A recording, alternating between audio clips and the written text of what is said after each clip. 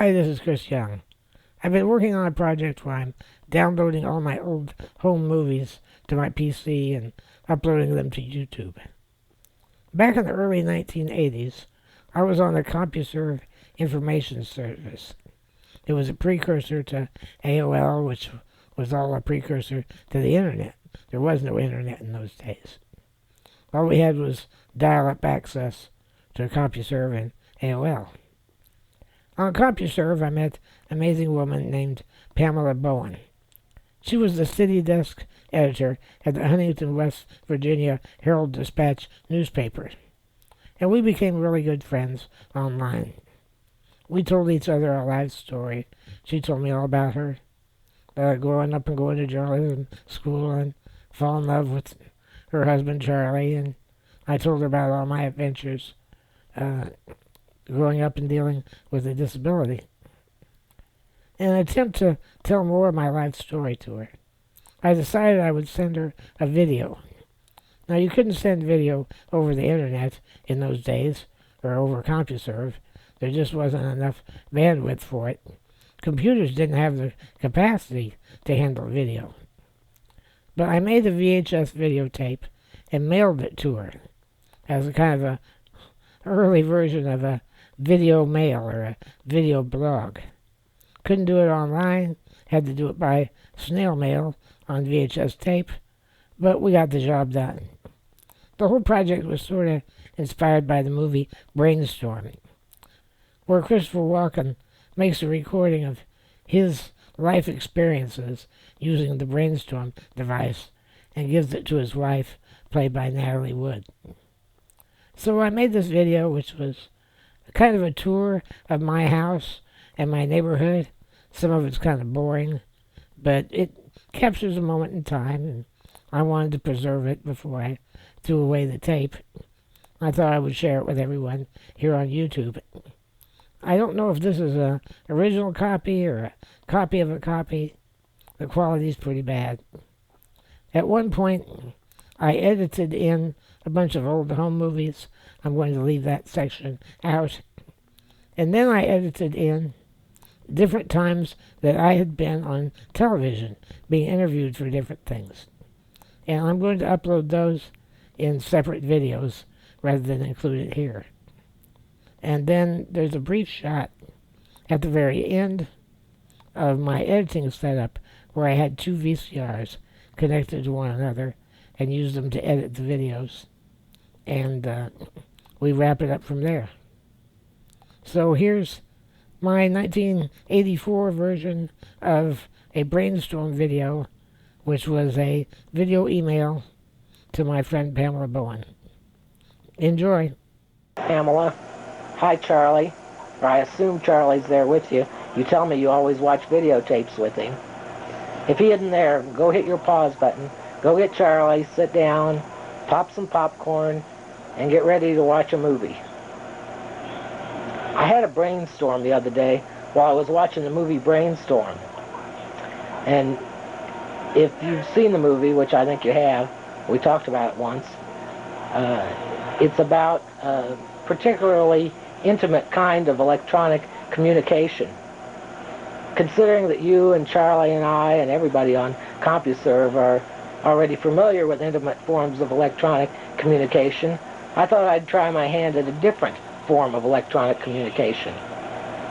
Now, my videotape machine and my camera aren't quite as sophisticated as the Brainstorm recording system, but they're all I've got, and I guess it'll have to do.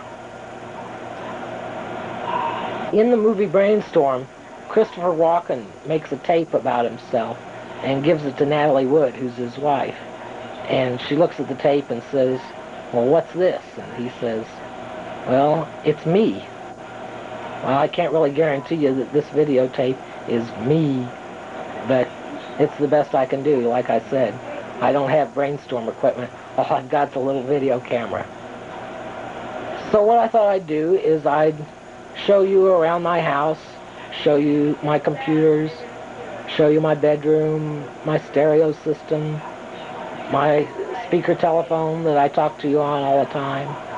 Just show you around, and I may even go outside and show you around my neighborhood a little bit.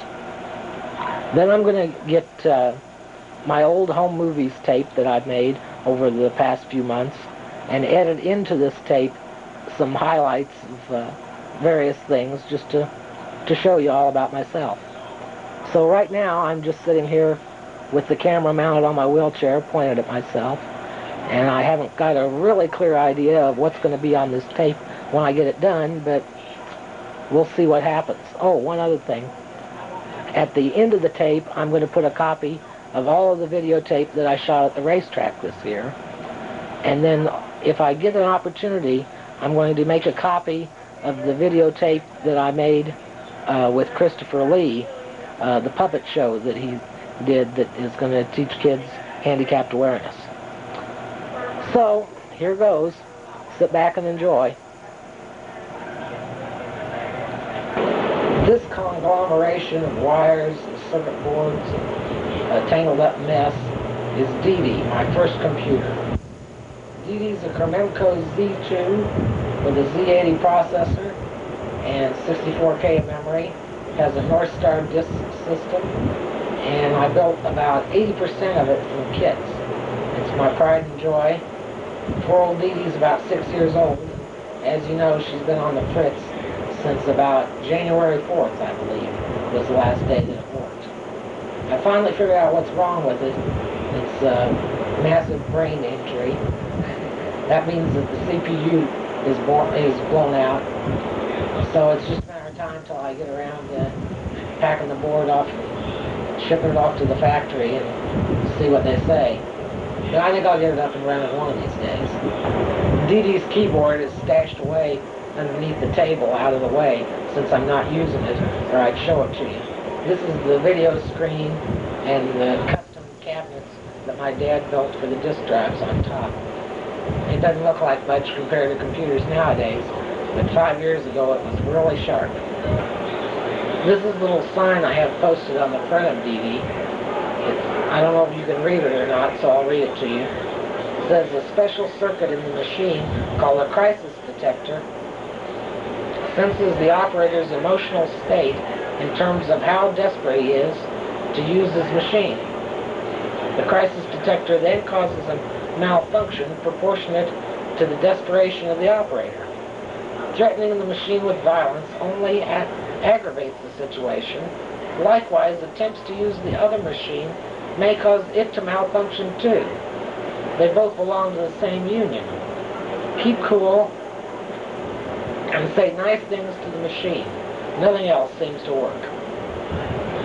I'll make you a copy of this and send it email. You can post one on your machine and it'll refer to the one sitting next to it. It's a very, very important message to have posted in any room that has more than one piece of computing equipment in it. Here's the computer that you're most likely to find me at nowadays. It's my new Model 4P. There's nothing really spectacular about it. You've seen one Model 4P, you've seen them all. This is the opening menu on my WordStar word processing system. Nice looking display. Up on top, we have our real-time clock commemorating the 10th anniversary of Creative Computing Magazine, free with your subscription. My dad built all the tables that my computer is sitting on. He added some really nice fancy features for me. I don't know if you'll be able to see this or not, but coming out of the left side of this table is a drawer, and sitting in the drawer is my Epson MX100 printer. The paper just falls out the side of it. When the printer's in your way, you just close the drawer. I thought that was a pretty handy invention, especially since I thought of it. Underneath the table, I've got plenty of room for manuals. I used to keep my apples sitting on this table, and I dubbed the table the apple cart. Now I keep my apple back in my bedroom, or right now it's loaned out to my friend Buzz. And since the Radio Shack sits on here, this is no longer the apple cart, it's the shack rack. All these computers are sitting in the corner of my family room, so I'm going to show you around the rest of the room a little bit. When I told Mom I was going to do this, she says, no, you can't take pictures of my family room. I've got a clean house. Well, Mom isn't here right now, and the house isn't that dirty, so I'm going to show you some other stuff. This is my mom's Lowry organ. It's pretty big and fancy. We generally couldn't afford an organ this good, but a friend of hers sold all his worldly possessions to join a monastery. As it turns out, they didn't accept him to the monastery, and so now he's stuck without his worldly possessions. But he sold her this organ for such a low price that we just couldn't resist. So that's why she's got such a fancy one. She plays the organ at church too, just about every Sunday. She's not a really trained musician, but she gets by and has a lot of fun playing with it. Up on the wall behind the organ are numerous plaques and certificates and awards, all awarded to my mother for various volunteer work that she did. I'm really sort of proud of those, because she's always worked so hard. This is an oil painting we have hanging in the family room. It's a picture that was done by a friend of my dad's, and what we did is we took a Polaroid picture of our cabin at the lake, gave it to this guy, and he filled in some details and painted us a really nice oil painting. I think it's pretty slick for just looking at a Polaroid picture. Well, we've left the family room, gone through the messy living room that I'm not allowed to show you, and now we're entering my bedroom. There's my speakerphone all set up sideways so that I can poke at the buttons. There's my Rolodex that I flip the pages with my stick. Let's see. What page is it open to? Barbara Alchema? Wonder who that is. This is my stereo system. The turntable sits up on top where I can't reach it because I'm not coordinated enough to handle records anyway. The amplifier's in the middle. I managed to be able to work some of the controls on it. And the tape deck, which isn't working right now, has soft touch controls on it.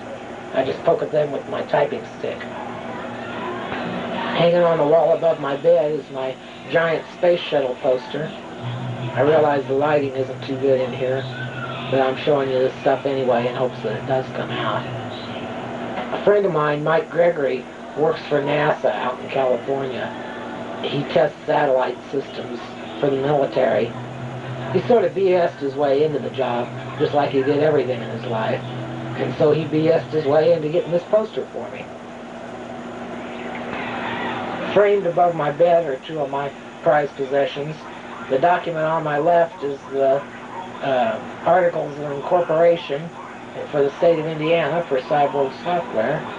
And the thing on the right is the acceptance letter from Microsystems Magazine when I wrote an article for them, a technical article.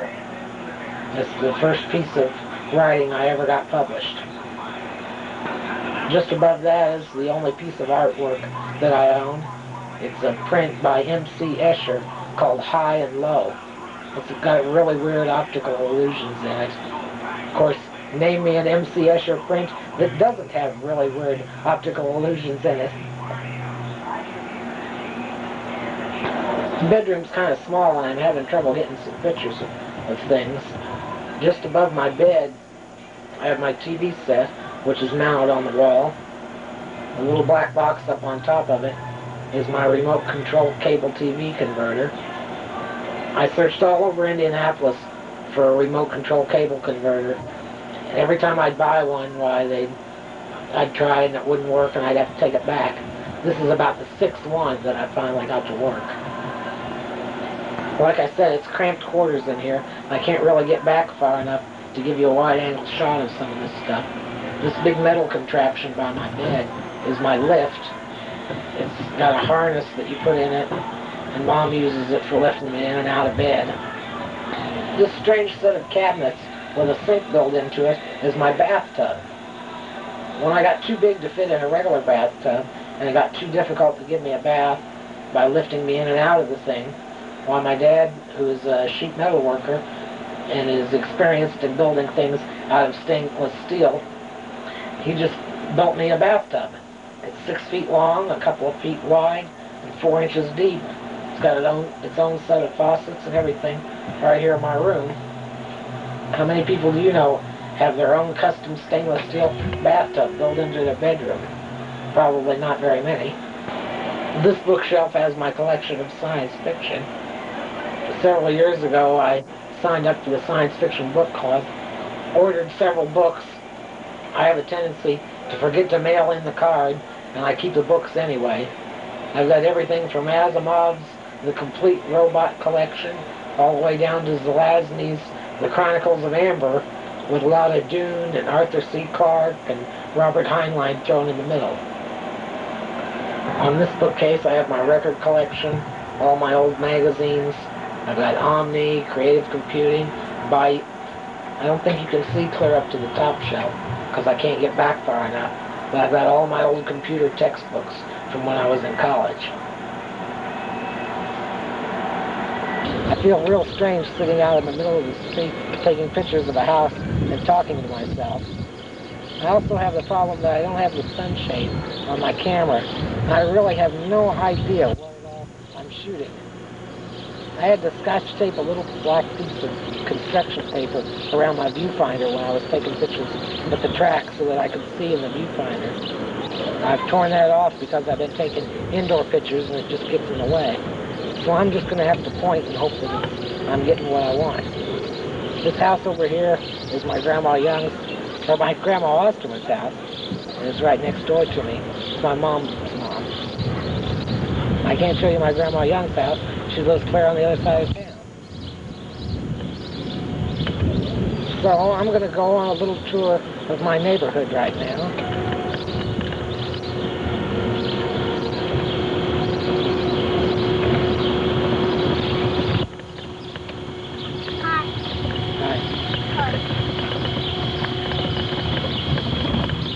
Camera point right.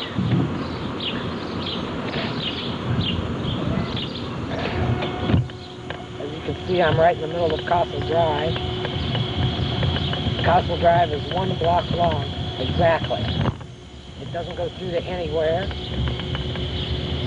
It's impossible to find on a map because the words Castle Drive are longer than the actual size of the street on the map. Hi. Next door to me, David, a friend of my sister Karen. He just yelled hello at me. So we're just going to take a little stroll down here to the end of the block. Show you what it's like to ride around in a wheelchair, too. The camera's bouncing out of position. I hope we don't have a lot of that because I don't feel like stopping. Okay.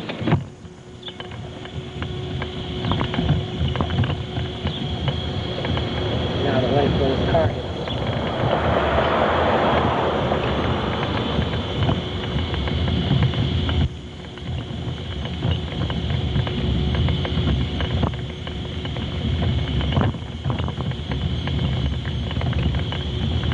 Now we're pulling off of Castle Drive onto Patricia Avenue.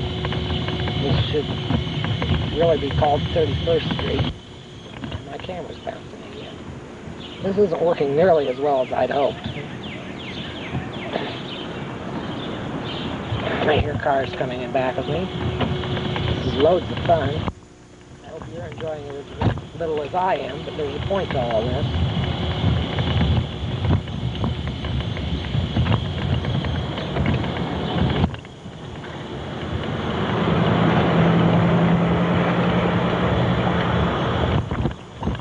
Patricia is a slightly busier street than Castle. It's several blocks long.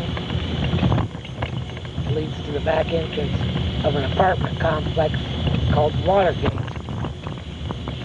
I haven't heard of any infestations of bugs in the Watergate apartments, but you never know.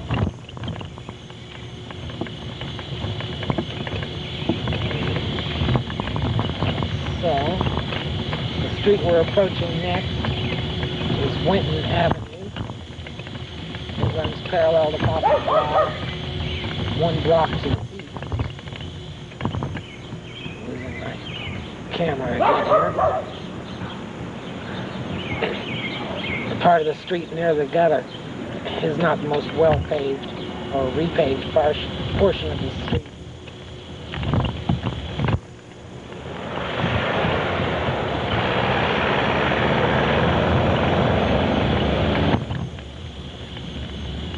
We're about to return south on Winton towards 30th Street. This is probably just as boring as hell. But there is real significance to my doing this. I'm also determined not to hit the pause button. I want this completely unedited and spontaneous and all that stuff. I'm going to pull over onto the asphalt a little bit because it's smoother.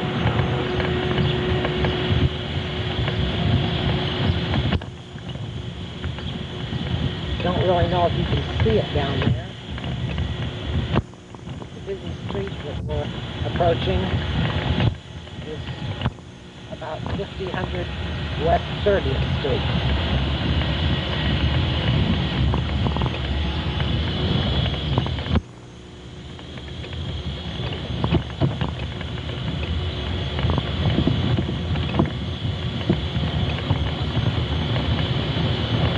Just for the record, today is Wednesday, June the, what is this?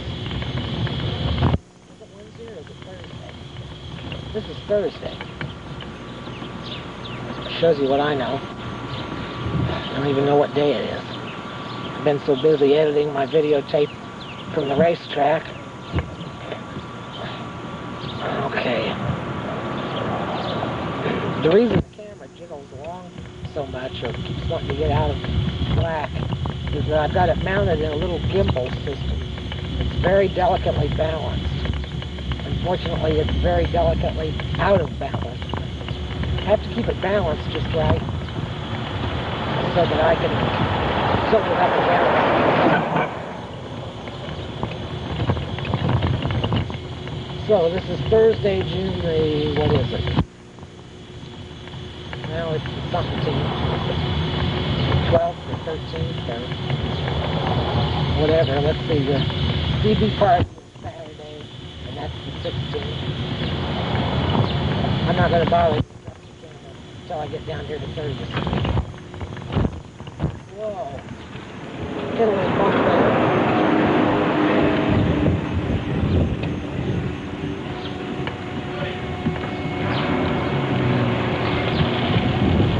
Sort of bounced my arm out of position. And I heard the car coming in back of me.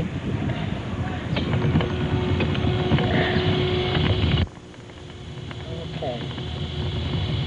Anyway, the CD party is on Saturday the 16th. That means Friday is the 15th. Today must be the 14th.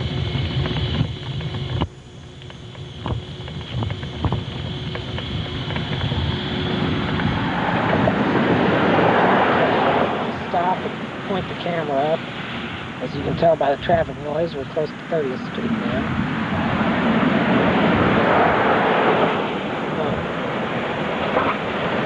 White building way off in the distance, which I'm attempting to zoom in on,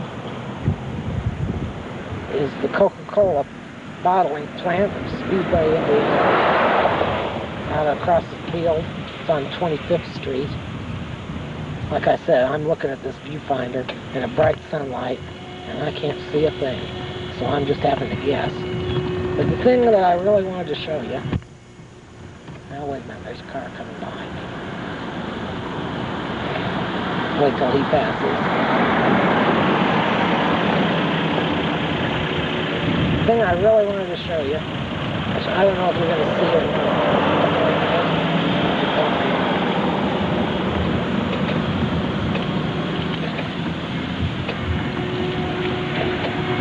The reason I'm not stopping this tape is because I want you to really appreciate the pains I'm going through to show you this. It's not worth it, but then sometimes I wondered if some of my emails were worth the trouble, and tell me you enjoy it, no matter how boring it is, so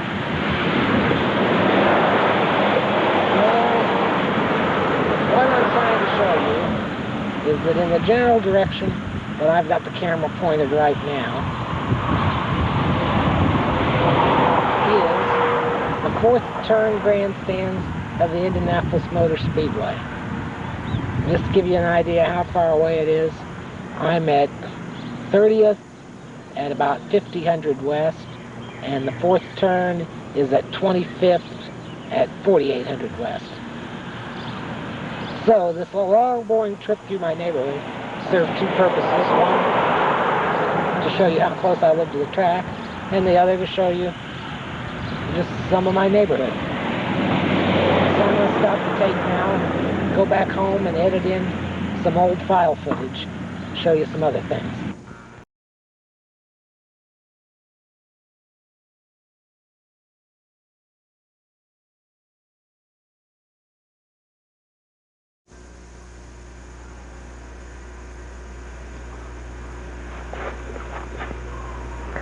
Well, that wraps up my first volume 1 of video email. I hope you enjoyed it. Don't expect too many more video emails, because this one took about 3 times longer than I thought it would, and was about twice as hard as I thought it would be. But it was still a lot of fun, and it was an interesting experiment, and experiment is all it was supposed to be in the first place. I don't have a copy of the videotape puppet show that I did with Chris Lee, so I'll have to send that to you separately sometime. The next thing that you'll see on the tape is the videotape that I shot at the racetrack. I'll give you a copy of that. But for now, that's all you're going to hear from me. So this is Chris Young signing off. Hugs to Pamela and hearty handshakes to Charlie. Okay, cut. I'll leave the okay cut on there. There's pause there. Oh, pause on the trigger. Oh, that's right. The trigger pause. I forgot about that. It's still running. No, it's not. Yes, it is. Yes, it is. That pause button doesn't work. Oh. Only the one on the trigger.